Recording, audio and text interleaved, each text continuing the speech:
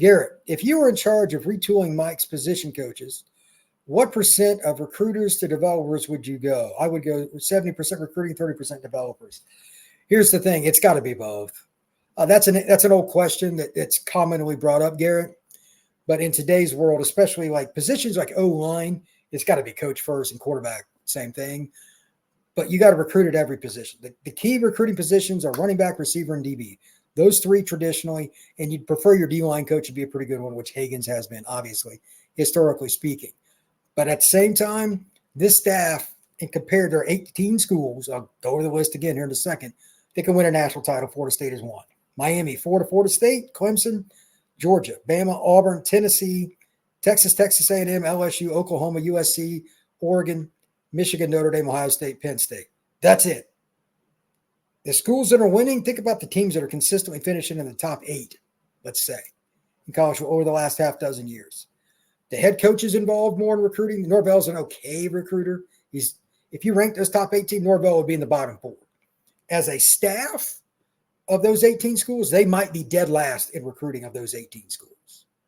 Dead last. Because here's why. Florida State is one of the easiest schools to recruit to in the country based on location, history, being Power 4, being in Florida. They've got every freaking advantage you can imagine, and they can't sign a top 10 class. That is ridiculous. The facts are in the numbers. They had a couple of pretty good classes here recently, but those need to be the bottom end, not the top end of what they've done. They're not even close to what they need, and that's why we're just here in a second, after I get through a few more questions, I'm going to delve in, and I'll just go ahead, throw this out there. It's time to talk about the Florida State coaching staff getting a major retooling. If you've got comments about it, let it rip, brother. I don't know what is going on with the locker room, but it ain't a talent issue. I hate to say it, but Adam Fuller's defense is always in the wrong position. Mike Norvell, where is the creativity? You're not wrong. This is from Robert Arena. I'm going to make my comments about the defense in a minute. I'll come back around on this in just a second.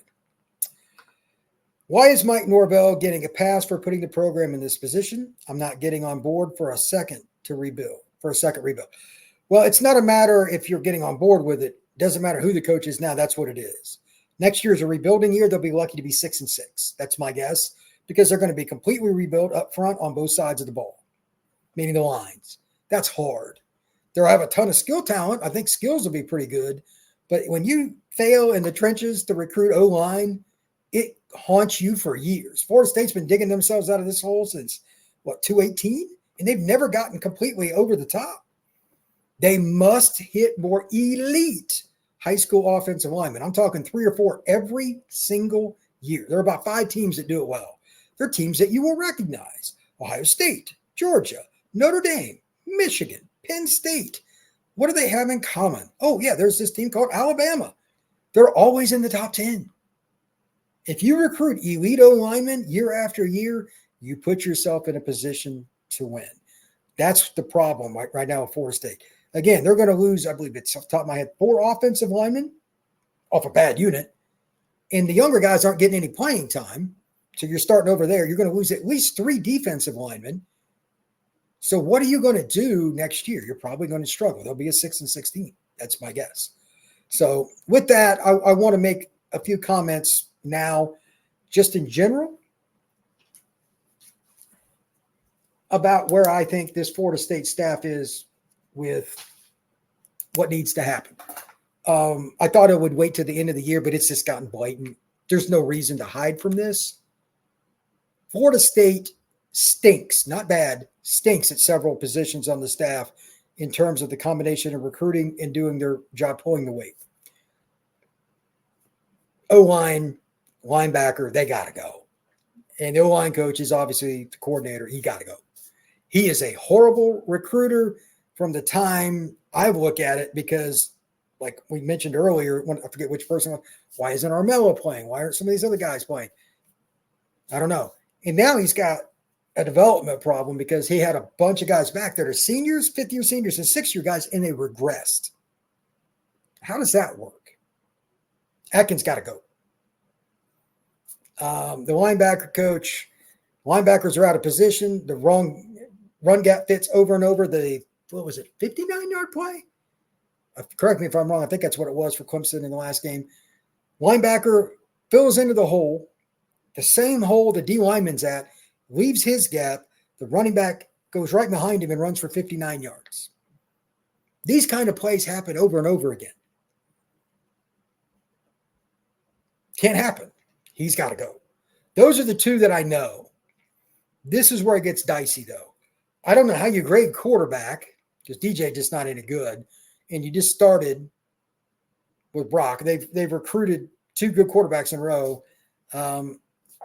Quarterback coach, I don't think is the issue currently, but they brought him over too. So there's different ways to look at it. You didn't get it done in recruiting 21-22. So I get it if that's not the case. Recruiting is everything. I think it's the key to every program. I put it at 80% recruiting, 20% development. If you don't believe me, talk to Saban, talk to Kirby, talk to Urban, talk to any of the guys got rings walking around right now on planet Earth. They're going to talk about recruiting first. That being the case, whatever percentage they want to put, recruiting comes first.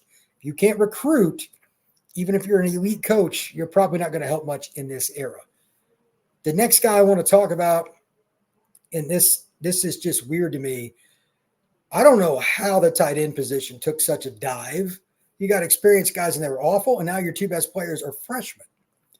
I don't know what's going on with that. Somebody can explain it to me. Let it rip however you see fit, but that's really, really weird. D-line, Odell. I don't think it's an Odell problem as much, and I'm going to save this for last overall, then I'll get back into the chat. But just remember, NIL was an issue going into this year, so I'm going to come back to that. Just want to put your mind on that, let you go where you want. Obviously, Surtain, DB, that's the one lock. He's a really good coach. He's not going anywhere. Special teams have been good. Anybody that works with special teams, and I know multiple coaches do on every staff, have at it. But, your kicker's elite. Your punter's probably the best in the country. Maybe your kicker is too. I'm not concerned about that. Coverage teams have been pretty good. I think Florida State's in a pretty good spot. So that leads me back to the defensive line situation. This is just something I heard, and I don't have any way to verify it, but this is a problem. When you miss at D-line, even for a year, just like O-line, it takes longer for linemen, typically speaking, to play. You go to the portal. Well, you got guys in the portal that came in, some wanted more money. Some guys you recruited also wanted more money, and they apparently, for what I heard, got that cash, but they haven't played consistent. As I mentioned earlier in the show, Florida State has tackles for loss and sacks. They're both top 20 in the nation. But yet they get gouged too often. They got guys, I think, that are playing more for themselves, trying to get the NFL instead of playing for Florida State, which leads to the NFL. They don't have enough team chemistry. They need to find a way to recruit. In this, I'm just using D-line as a specific area that you can use as a microcosm. They got to pick guys more on not just talent, but chemistry. And I thought they had done that up until this year, but maybe something's changed. I can't put my finger on it. Maybe Florida State can't either, because I'm sure they're aware of this. But me first ends up with seasons like this. If you don't believe me, look what just happened to Alabama. For those of you who don't know, Jaheim Otis has put himself in the portal. Who's Jaheim Otis? He's a 370-pound nose guard that is a perfect example of what you want in a 3-4-0 tech. I'm massive, and I've met the guy. When you shake his hand, you don't see yours. He is enormous. They're losing him. He didn't play a ton the last few games or whatever. Very talented guy, probably not the most eager, but they took a shot on him because of the position he plays. It's a super rare body type. I get it. But Florida State, they might have been better off losing some guys before this year. Really believe that. Alabama's taking on water. They got some guys. I don't think they're the right guys. That program's in trouble. Florida State has already went down that path. They just can't go back down it again next year. They might have to cut bait and be bad for a year or two and rebuild the culture. Recruiting's part of it, and they got to be very selective with their NIL additions or subtractions, as it may be, moving forward. With that, again, if you want to comment on any of this, let it rip. I don't really have any more opinions on the coach. I need to see more, especially like quarterback. I have no idea. Brock's the next guy, and he's played one game. I have no way to really opinionate on that. Need a safety coach, someone who can bring in an elite talent at the safety position. Here's the thing. Well, they can get better. Don't get me wrong. They're doing pretty good. They got Kirkland. They got Hussey. They got guys like that. They're going to play in the NFL. I think both of them will. They need to find a way to be more congruent safety, corner, and linebacker and passing guys off. There's always somebody in the game that goes scot-free. I think it's more linebacker related, but again, it depends on the play. There's a lot of different nuances. Florida State's ability to pass off on crossing routes, deep overs, anything where the guy's kind of in between one person and another in his zone or whatever, there just seems to be too many mental errors. And that's why they suck on third down. They're terrible on third downs. They're giving up like 46% or something, yet they have an elite pass rush. That should never happen, ever. So I don't get it. Bama is running a 4-2-5 now. That's what Ed says. That may be the case, but that also means you did something else stupid. You have the rarest of rare talent to match a 3-4 defense, and you went away from it. Dumb. That's on Bama. That program is going to be 9-3. He'll get fired after year 3 or 4. Southern Man, with rising costs to boosters for NIL, it has created a win-now culture. It's a return on investment problem. There's truth in that. It has to be regulated. There is no way to regulate it, bro. Let me cut to this right now. If they put a cap on it or whatever, people are just going to cheat. There is no regulating the money going to players. Ever. That will never happen. Yo Fly, what coaches do you think would go at the end of the season? Names. That's the ones that I think will. I don't know what they'll do, but look at it this way. If they don't get rid of Atkins, I mean, you're 133rd. 133rd. I'll look up a couple stats here. I mean, how do you not get rid of Atkins? He got in trouble. He missed the first, 3 or 4 games, whatever it was, because getting in trouble for recruiting a player off somebody else's roster or whatever he did. I don't know how you can't. He's number one that's got to go. I don't see how that's not just blatantly obvious. Randy Shannon's not a good recruiter, and the linebackers continue to make the same mistakes over and over. That's a problem. Let's see. Fuller, if you want to talk about it's possible, but he's been with him a while. I think with Fuller, the bigger thing there will be, it's not can we fire you? Obviously you can. It's twofold. How much money is it going to cost us to get rid of him? How much money is it going to cost to get a guy that we can actually get? If you're going to get rid of him, they know the boosters are going to expect a splash higher. Here's the problem Florida State is in. Whether you agree or not, next year Florida State is going to have a head coach on the hot seat. That's the way I see it. How many coaches are going to attach their wagon to that? This is a lose-lose scenario. Got to fire some coaches, but who are you really going to be able to hire? Why would you go somewhere for a year? If you think there's a chance that staff's going to get fired, why would you join on? This is a really awkward spot. You better believe in yourself to turn it around if you want to take the job at Florida State, because they're not going to bowl this year. They're bad. He's going to be on the hot seat. You can say that he's not, but it only takes one booster to say, I'll pay this out. And I know he's got a big, massive contract. After 25, he could be gone. That's how the reality of college football works. Like it, dislike it, doesn't matter. That's how it works. And it works in opposite. Oh, I'm not going to pay the buyout, but I'm also not going to donate anymore. There are people that donate money in 7 figures. When those people say bye-bye, that's when coaches also go bye-bye. It works in different ways. These coaches at other schools know that, and it's cool to coach at Florida State, but if they get rid of Fuller, they're going to have to pay close to $2 million a year just for a coordinator, and can they get an elite, not a good, elite defense coordinator? I don't know. Neb524 said, it's the money on recruits. Well, I mean, you got to use NIL, but you got to be careful what you ask for. This is something I talked about with a buddy of mine earlier, just a private conversation. I'm to the point now where if it's an elite top 5, top 10 player in the country, that's one thing, like a Jeremiah Smith. But anybody else, I'm not paying upfront money beyond just a little bit, because too many guys are opting out or transferring because they're getting recruited off your roster and going to another, and the NCAA is not doing anything about it. The NCAA sucks. It is a joke. So it's really awkward. I understand you got to do it a little bit, but it's got to be very, very specific. And you can't be in a situation where guys can just, oh, we're in the middle of the summer. We want to renegotiate or we're not playing. They got to figure out a way to get away from that. Florida State's been caught in that a couple of times. They've cut bait sometimes and sometimes didn't. They got to get away from that. If you have guys like that, bye-bye. Southern Man, good point. Thank you very much. I appreciate that. Galaxy King, Atkins, best recruiter on staff currently. If he is, then Florida State's not winning another game ever. They can't recruit O-line, brother. That's his own spot. He stinks. Recruiting is a problem at this point. Bottom line, that is from Ryhaf 3. Look, it's not a problem. It's a major problem. Their high school recruiting is subpar for an elite level program. It's not in question. It's fact. Guys got to roll. At minimum, 2 or 3 guys probably going to roll after this year. Whether or not they're fired or they suddenly find a job, I don't care. There need to be changes. Call it whatever you want. There got to be guys that go. Neb524. May as well wait and hire a defensive head coach. I mean, that's one. It depends. The offensive, defensive head coach is not the issue to me.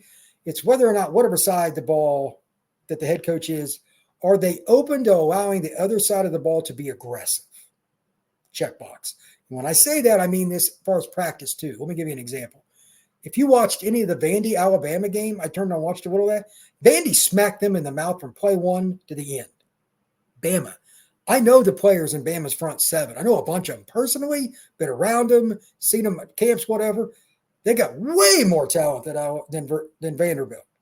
That is how you practice. Alabama is not hitting enough in practice. They're not focusing on physicality enough in practice.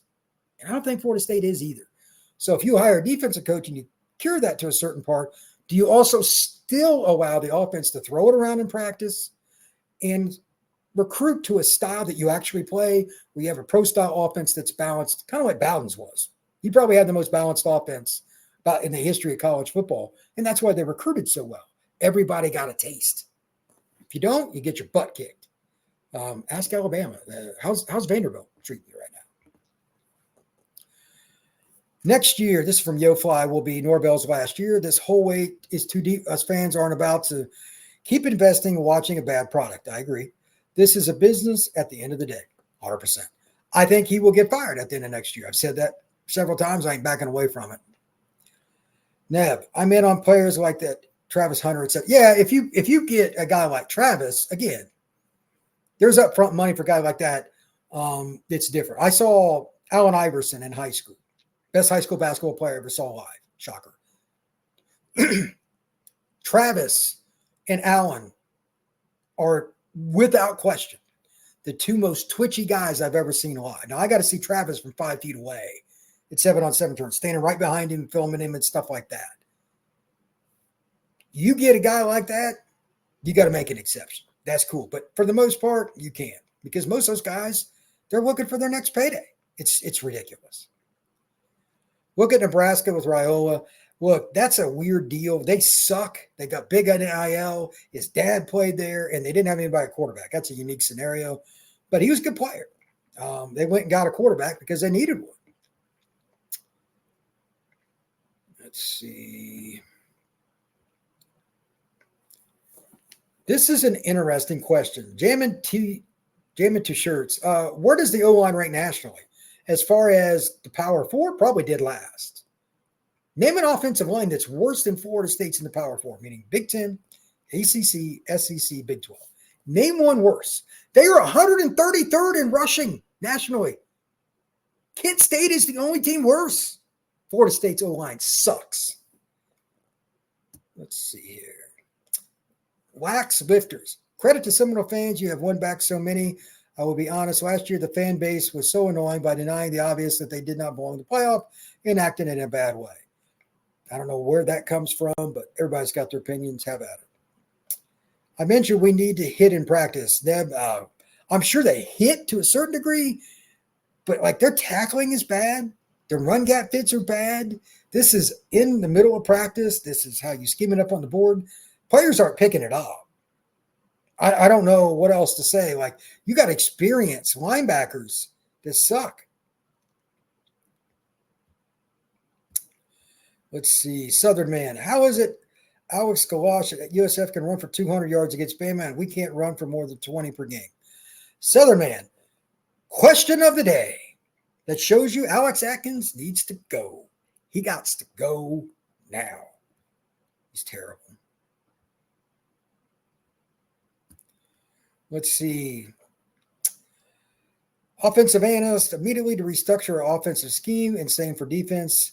If someone gets butthurt, so be it. That's from Ray McCoy. They need somebody else to kind of help take over or kick somebody. I agree. If they fired Atkins right now, it wouldn't bother me in the bit. It would send a message that we're going to get better or we're going to die trying. I'm down with that, Ray. YoFi, do you think that Norvell regrets not taking the Bama job? He looks checked out during the games. I don't know if he does or not. The Bama job's a weird deal. I live in the state of Alabama. The heat as the Alabama coach cannot be put into perspective. Florida State's got pressure. There is nothing like the Alabama job in compared to Florida State. That's a whole nother level of pressure. The people live through such a thin tunnel view. There's no pro team in this state. There's nothing else like it. So maybe, maybe not. But I don't think he's good enough to be Bama coach, and the same thing would have happened. He'd have screwed it up too. Ray McCoy. The problem with offensive line and run game is our scheme is awful. Our run game looks like a rugby scrum. I think the plays are okay, but they're running into each other. You got guys that literally did that earlier this year. I forget which game it was. And you have guys that just miss on their assignments. Like, they will double team one guy while another guy runs through. The miscommunication with Florida State's line is just a joke. Need more inside drill. That's from Neb524. That's 100%, among other things. I mentioned this on a recent show. Florida State's got to come up with a bread and butter running play, preferably inside zone, GT, something like that, the guard tackle trap play that's famous, that you can go get 3 yards. If you can start 2nd and 7 at worst, preferably 2nd and 6 or 2nd and 5, you open play action, more RPO chances, and your pass game can be dictated by you, not by the down and distance. They suck at running the ball so much, even with multiple running backs that will play in the NFL, they can't run the ball. That's how bad Florida State's run game is. Pathetic. Jammin' t-shirts. It's been mentioned that Norvell favors speed above all. Okay. For wide receivers, would you take hands over speed at this point? I would. They don't have any problem with speed. They got plenty of it. They got to get a couple more guys that can move the chains. I think Elijah, the kid they brought in from Washington, D.C., will help with that. They've got plenty of guys that they brought in. All 4 of the receivers they brought in this freshman class can catch. I think they're good there. But they got to have more chemistry. And just having a competent quarterback that sets up the routes and gets to know them. The difference you will see from, let's even say the Florida game at the end of the year to game 1 of the 2025 season against Alabama, ironically, will be massive. It's just reps. But it's just wild how many times they've dropped the ball. And the tight ends are part of it. Landon Amari is going to help alleviate some of that. So I think this area will kind of take care of itself, but you got to have guys catch the ball. But Sean, what's up, brother? So you think Mike can't fix the problem? The O-line going to be gone next year. I don't want to imagine how the O-line will be next year. Yeah, I don't think he can. Because, again, this is the do not pass go part of being a head coach at an elite program. If you are not an elite recruiter in today's world, you do not pass go. Here's the problem. Again, there are 18 schools. Traditionally, they can win a title. Nebraska used to be the other one. They got to prove to me they can get back into that context. But they're only – look at the schools that are winning the biggest. And I mean like upper echelon. It's the same schools that are in the top 5 to top 10 every year in recruiting. The only ones that are sort of borderline and they do a better job of retention than anybody else are Penn State and Notre Dame. And they have top 10 classes sometimes, but they retain more players, have better culture. But it's Georgia. It's Bama, it's Ohio State. Those 3 schools murder everybody. Clemson is, they got a weird situation with their NIL, with Obviously, nothing in the portal. And then LSU. Those programs are the ones normally. Now, Brian Kelly screwed up LSU's defense, and I don't know how he's done that, but he has. But those are the programs that are the easiest to win at in college football. And now Texas has a real coach. A&M does too. So it's gotten even harder. It's going to be harder to get players out of Texas for all these schools. So they both got legit big-time coaches. Good luck. So Florida State's in trouble. The next coach they hire as a head coach has to be 100% home run, experienced, elite recruiter, has experience in college, preferably some NFL. And what I'm asking for is not realistic, but that's what they need. I do not think Norvell can fix it. He is none of those things. I think he is a long way from what they need. Let's see here.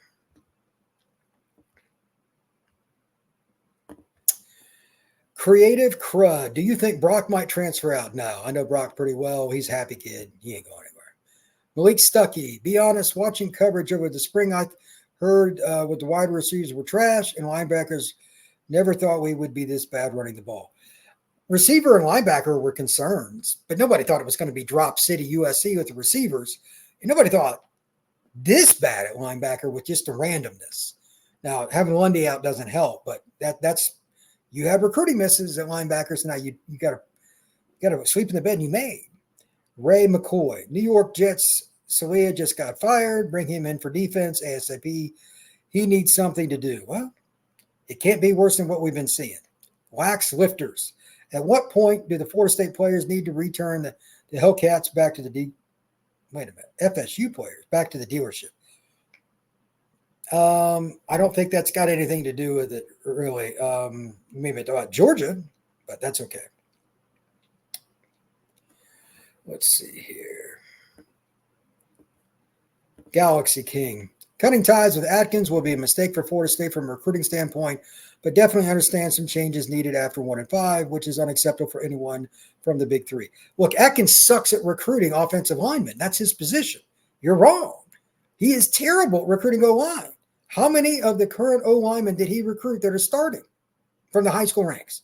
0. 0 for 5. And this is year 5 for the Florida State program. He's not a good recruiter. Neb, counter is stupid bread and butter play. It would be way better off being ISO, linebacker, or inside zone. GT is what like the Redskins did and some other great teams over the history. It's got to be one of your plays. And I don't care which one it is. It depends on your running back and your guys. But whatever it is, then you can counter with other things. Florida State can't run a quarterback sneak. Their run game's so bad, it's just embarrassing. Rhinos. The offensive line was average last season. True. Trey Benson and Jordan Travis made something out of nothing quite off. Yeah, that's 100%. Think about this. In the Florida game, they could have lost. Trey had 3 touchdowns. There was a couple really good plays. They blocked it up, but he maximized them too. But how many times have we seen a hole definitively there for Tofili or for Cam or for Keziah or anybody else, quarterback, anybody? It has been slim pickings. John Shields, Atkins recruits who? What is the recruiting ranking? Bad. Yeah, he recruits, but he doesn't do a very good job of it. That's the point. All right, let's see here. Just want to make a few more comments, and then I'll wrap it up here. Number one, thank you very much for making Locked On Seminoles your first listen each and every day. Truly appreciate you stopping in and talk Seminoles football with me. Also want to thank everybody for stopping in today with this in general and kind of letting it be known. Obviously, I'm not an Atkins guy. Look, I mean, I'm sure they're nice people or whatever, but linebacker coach, O-line coach got to go. There's other questions. We'll see how the rest of the season kind of grinds out. But again, remember, this is a business at the end of this year. All of the following is very important as we go into the rest of the week. It's an off week, so we'll talk a little bit more about this and expand on it. The boosters and the IL are going to come into play here. You can't take a quarterback now with all your O-line problems. You're going to be changing coaches. You need to hire an O-line coach that's an elite recruiter. There are very few of them. O-line coaches, as a general rule, are terrible recruiters. They are. Most of them are not the most fun and fuzzy kind of guys to hang out with. They're not. But you need elite recruiter at that spot. That's going to be rough.